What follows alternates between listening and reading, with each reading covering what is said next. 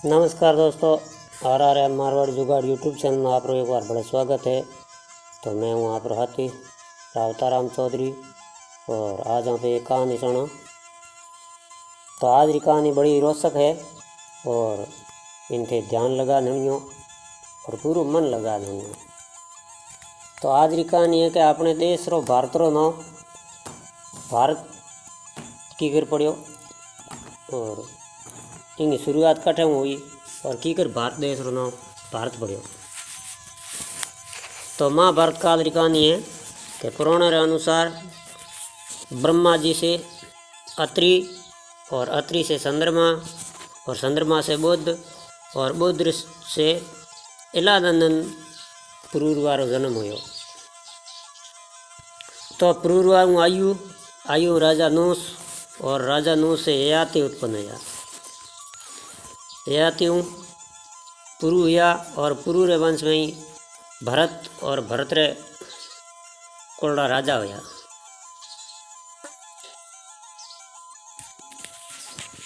जेता भी राजा है जेता भरत को हुआ है। तो कुरु के वंश में शांतनु रो जन्म हुयो। शांतनु से गंगानंदन भीष्म उत्पन्न हुआ। तो महाभारत रा मैन भीष्म जी आ जगह शांतनु रा बेटा और माँ गंगा रा बेटा। तो उनके दो छोटे भाई और थे, क्षेत्रांगन और विचित्र वीर्य। ये शांतनु से सत्यवती के गर्भ से उत्पन्न हुए। तो एक रानी भले ही शांतनु रे बीऊ नाम सत्यवती हो और भीष्म आ जगह गंगा रा बेटा। तो शांतनु और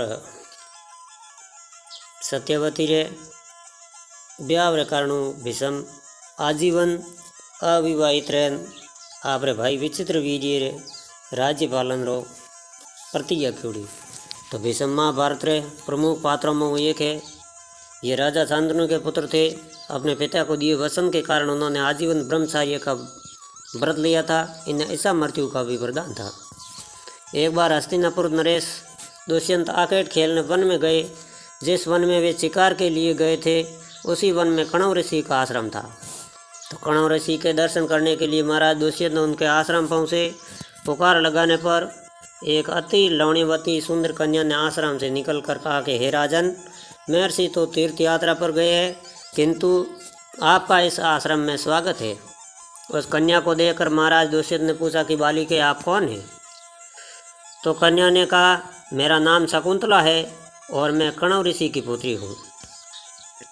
उस कन्या की बात सुनकर महाराज दुष्यंत आश्चर्यचकित होकर बोले कि महर्षि तो आज जन्म ब्रह्मचारी है, फिर आप उनकी पुत्री कैसे हुई? तो उनके इस उत्तर के प्रश्न के उत्तर में शकुंतला ने कहा कि वास्तव मेरे माता पिता मेनका और विश्वामित्र है। मेरी माता ने मेरे जन्म होते ही मुझे वन में छोड़ दिया था जहाँ पर शकुतक नाम पक्षी ने मेरी रक्षा की, इसीलिए मेरा नाम शकुंतला पड़ा। उसके बाद कणव ऋषि की दृष्टि मुझ पर पड़ी और वे मुझे अपने आश्रम में ले आए। उन्होंने मेरा भरण पोषण किया। जन्म देने वाला, पोषण करने वाला तथा अन्न देने वाला, ये तीनों ही पिता कहे जाते हैं। इस प्रकार कणव ऋषि मेरे पिता हुए। शकुंतला के वचनों को सुनकर महाराज दुष्यंत का शकुंतले, तुम क्षत्रिय कन्या हो, यदि तुम्हें किसी प्रकार की आपत्ति नहीं हो तो मैं तुमसे विवाह करना चाहता हूँ।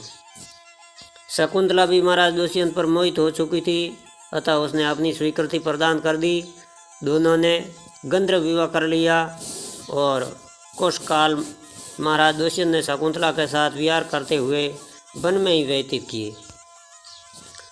फिर एक दिन वे शकुंतला से बोले कि प्रीत में मुझे अब अपना राजकार्य देखने के लिए हस्तिनापुर प्रस्थान करना होगा।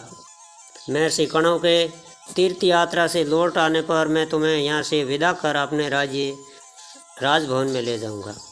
इतना कहकर महाराज ने शकुंतला को अपने प्रेम के प्रतीक के रूप में अपनी स्वर्ण मुद्रिका दी और हस्तिनापुर चले गए। तो एक दिन उनके आश्रम में दुर्वासा ऋषि पधारे। महाराज दुष्यंत के वीर्य में लीन होने के कारण शकुंतला को उनके आगमन की ज्ञान भी नहीं हुआ और उसने दुर्वासा ऋषि का यथोचित स्वागत सत्कार नहीं किया। दुर्वासा ऋषि ने इसे अपना अपमान समझा और क्रोधित होकर बोले कि बालिके, मैं तुम्हें श्राप देता हूँ कि जिस किसी के ध्यान में तुम लीन होकर तूने मेरा निरादर किया है वह तुझे भूल जाएगा। दुर्वासा ऋषि के शाप को सुनकर शकुंतला का ध्यान टूटा और वह उनके शरणों में गिरकर क्षमा प्रार्थना करने लगी। शकुंतला के क्षमा प्रार्थना से द्रवित होकर दुर्वासा ऋषि ने कहा कि ऐसा यदि तेरे पास उनका कोई प्रेम चिन्ह होगा तो उस चिन्ह को देखते ही तेरी सम्मति हो जाएगी। महाराज दुष्यंत से शकुंतला गर्भवती हो गई थी। कुछ काल पश्चात कण्व ऋषि तीर्थ यात्रा से लौटे, तब शकुंतला ने उन्हें महाराज दुष्यंत के साथ अपने गंधर्व विवाह के विषय में बताया। इस पर महर्षि कण्व ने कहा कि पुत्री विवाहित कन्या का पिता के घर में रहना उचित नहीं है, अब तेरे पति का घर ही तेरा घर है। इतना कहकर महर्षि ने शकुंतला को अपने शिष्यों के साथ हस्तिनापुर भिजवा दिया। मार्ग में एक सरोवर में आसमन करते समय महाराज दुष्यंत की दी हुई शकुंतला की अंगूठी, जो कि प्रेम चिन्ह थी, वो सरोवर में गिर गई। उस अंगूठी को एक मछली निगल गई। महाराज दुष्यंत के पास पहुंचकर कण्व ऋषि के शिष्यों ने शकुंतला को उनके सामने खड़ी करके कहा कि महाराज, शकुंतला आपकी पत्नी है, आप इसे स्वीकार करें।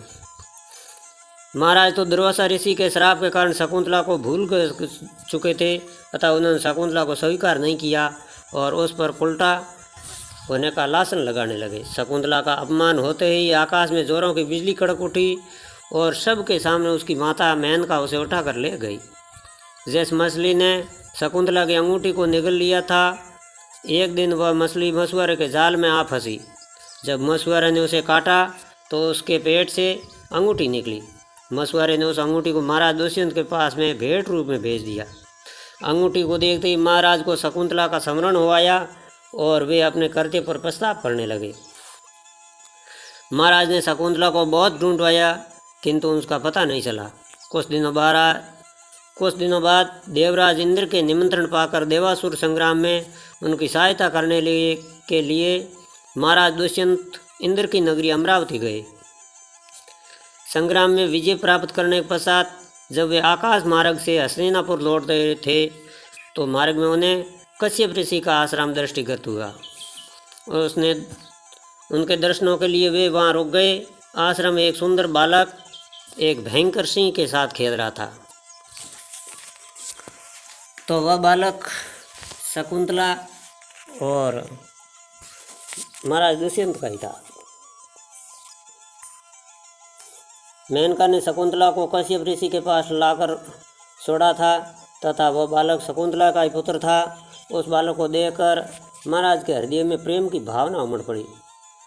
वे उसे गोद में उठाने के लिए आगे बढ़े तो शकुंतला की सखी चिल्ला उठी, हे भद्र पुरुष, आप इस बालक को न छुए, अन्यथा इसकी भुजा में बंधा काला डोरा सांप बनकर आपको डस लेगा। यह सुनकर भी दुष्यंत समय को न रोक सके और बालक को अपनी गोद में उठा लिया। अब सखी ने आश्चर्य से देखा कि बालक के भुजा में बंधा काला डोरा पृथ्वी पर गिर पड़ा है। सखी को ज्ञात हो गया कि बालक को जब कभी भी उसका पिता अपने गोद में लेगा तो वह काला डोरा पृथ्वी पर गिर जाएगा। सखी ने प्रसन्न होकर समस्त वृत्तांत शकुंतला को सुनाया। शकुंतला महाराज दुष्यंत के पास आई। महाराज ने शकुंतला को पहचान लिया। उन्होंने अपने कर्तव्य के लिए शकुंतला से क्षमा प्रार्थना किया और कश्यप ऋषि की आज्ञा लेकर उसे अपने पुत्र सहित अपने साथ हस्तिनापुर ले आए। तो महाराज दुष्यंत और शकुंतला को उस पुत्र का नाम भरत था। बाद में वे भरत महान प्रतापी सम्राट बने और उन्हीं के नाम पर हमारे देश का नाम भारतवर्ष हुआ। तो महाराज दुष्यंत और शकुंतला के पुत्र के नाम पर ही हमारे देश का नाम भारत पड़ा। और ये थी कुरु वंश की उत्पत्ति और महाभारत कालीन की उत्पत्ति। तो ये वार्ता आपको कैसी लगी मुझे लाइक कमेंट करके ज़रूर बताना। अगर मेरे चैनल पर नए हैं तो मेरे चैनल की सदस्यता लेकर घंटी का बटन अवश्य दबा देना। तो फिर मिलेंगे एक नए वीडियो में, तब तक आप बने रहिए मेरे चैनल पर। राम राम, नमस्कार, खमागणी, जय श्री कृष्णा और जय श्री राम।